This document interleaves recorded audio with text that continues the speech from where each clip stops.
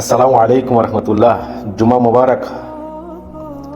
আজকে খুব চমৎকার একটা বিষয় নিয়ে কথা বলবো, যা জানিয়ে দেওয়ার বহু দশক পর্যন্ত মানুষ বুঝতে পারেনি।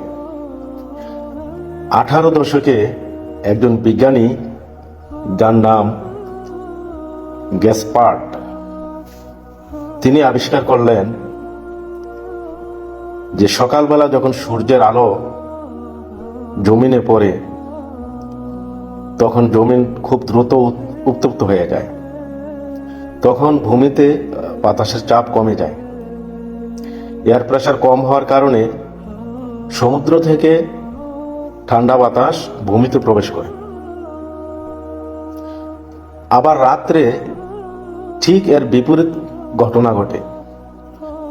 রাত্রে সমুদ্রে এয়ার প্রেসার কমে যায় এবং ভূপৃষ্ঠ থেকে বাতাস আবার সমুদ্রে চলে যায়।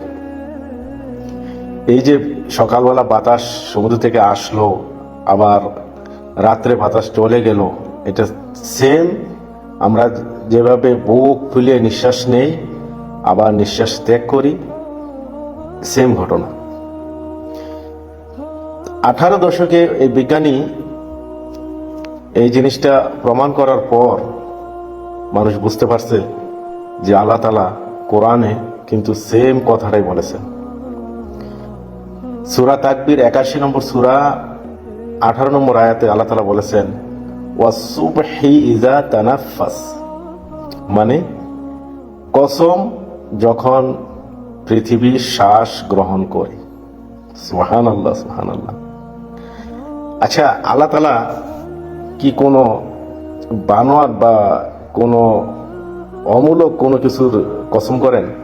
নিশ্চয়ই না। আমরা আমরা আমরা কেউ যদি বলি যে যে আমার দাদা প্রতিদিন একটা নির্দিষ্ট সময়ে রাত্রে কবর থেকে উঠে এসে আমাদের সাথে খাওয়া দাওয়া করে, দাদার ওই সময়টার কসম, যখন দাদা কবর থেকে উঠে আসে, এভাবে কসম করলে কেউ কেউ বিশ্বাস করবে? তো বলবে যে 1 নম্বর বাটপার। কত বড় বাটপার, তার মৃত দাদার নামে কিভাবে কসম করে? তার মানে সে সম্পূর্ণ মিথ্যা কথা বলে। এর সম্পূর্ণ বিপরীত কিন্তু আল্লাহ সুবহানাহু ওয়া তাআলা। আল্লাহ তাআলা যখন কোনো একটা একদম সত্য ঘটনা বলেন, তখন কোনো না কোনো কিছুর একটা কসম করে বলেন। এখানে আল্লাহ তাআলা বলছেন, ওয়াসুবহি ইযা তানাফাস, কসম যখন পৃথিবী শ্বাস গ্রহণ করে। সুবহানাল্লাহ, সুবহানাল্লাহ। আসলে কোরআন যে কত বিস্ময়কর বিজ্ঞান ভিত্তিক আলোচনা, আপনি যত অধ্যয়ন করবেন ততই আপনি বিস্মিত হয়ে যাবেন। সুবহানাল্লাহ।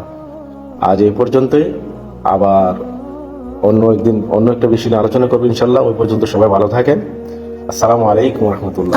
আমার ছোট্ট জীবন যেন